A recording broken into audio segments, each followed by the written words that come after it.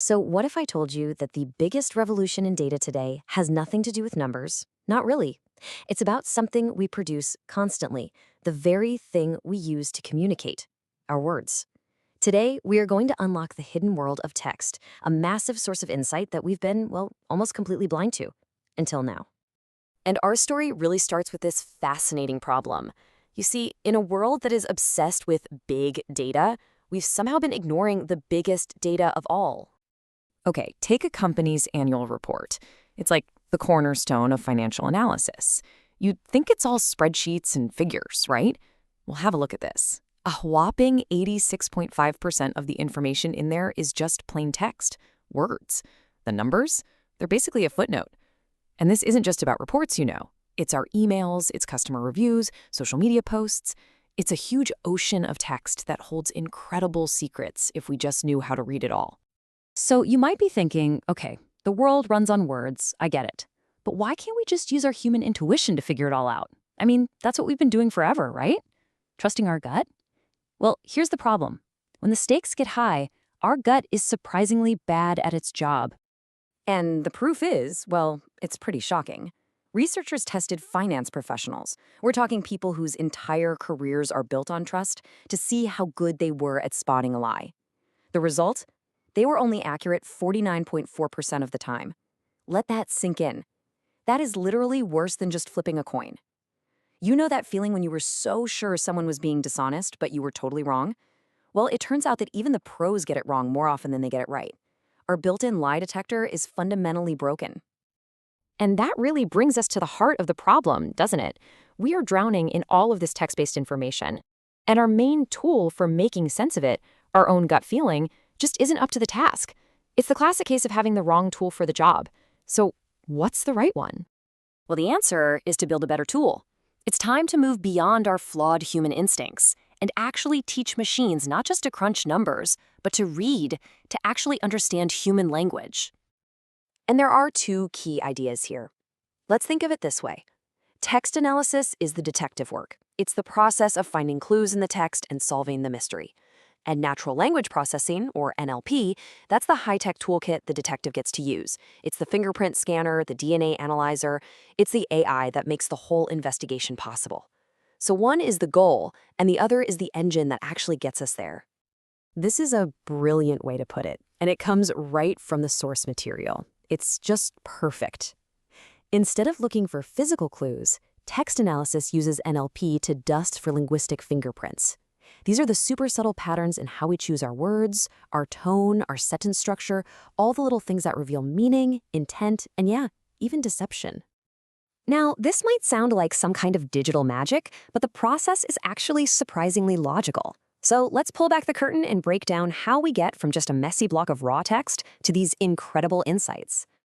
It all happens in something called the text analysis pipeline. So let's walk through it. First up, step one is pre-processing. Let's say we're looking at thousands of customer reviews. We'd start by cleaning up all that text, fixing typos, getting rid of emojis, just getting it ready. Then, step two is representation. We have to turn those clean words into a format a computer can actually work with, basically turning language into a kind of math. Next, step three, feature extraction. Now, this is where the real magic starts. We're telling the machine what to look for, maybe counting how many times words like awesome or terrible show up, or identifying specific product names. And finally, step four is the analysis. We take all those features, we put them together, and we see the big picture. Are our customers happy or upset? And what exactly are they talking about? From messy reviews to a crystal clear insight. So what does extracting features really mean in practice?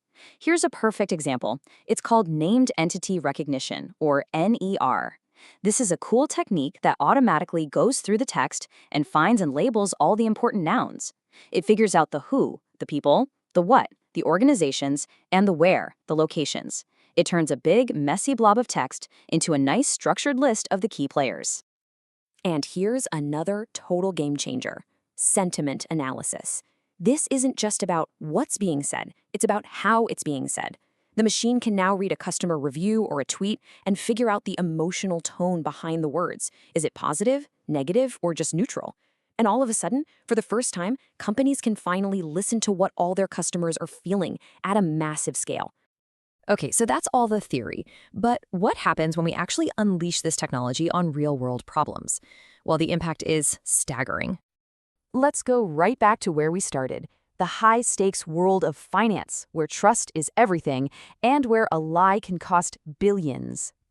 This is a truly mind-blowing result. By analyzing those linguistic fingerprints in company reports and emails, one text analysis system was able to flag the 10 biggest corporate scandals. We're talking Enron-level stuff, with an average lead time of more than 6 years. 6 years. How? Well, it detected these tiny shifts in language, like using more passive voice or fewer optimistic words, things that signaled deep trouble long before it ever showed up on a balance sheet. This isn't just analysis anymore, it's practically prediction. But the impact of this tech goes way beyond money and finance. Let's jump over to an industry where the stakes are literally life and death: healthcare. So why is tech so vital in medicine? It's because, as this quote says, clinical practice is just incredibly complex and nuanced. A doctor's free-form notes, the ones they just type out, they capture the full, complicated story of a patient in a way that a series of checkboxes just never could. By analyzing millions of these notes, researchers can spot patterns, like a really rare drug side effect that would be totally invisible to any single doctor, and that could potentially save lives. And honestly, this stuff is quietly shaping your world in ways you probably don't even realize. Ever wonder how your favorite streaming service knows exactly what movie you want to watch next? That's text analysis of reviews and plot summaries.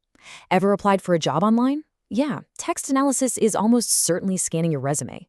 From the products we buy to the news we read, this technology is the invisible engine that's driving more and more of our world. So where does all of this lead?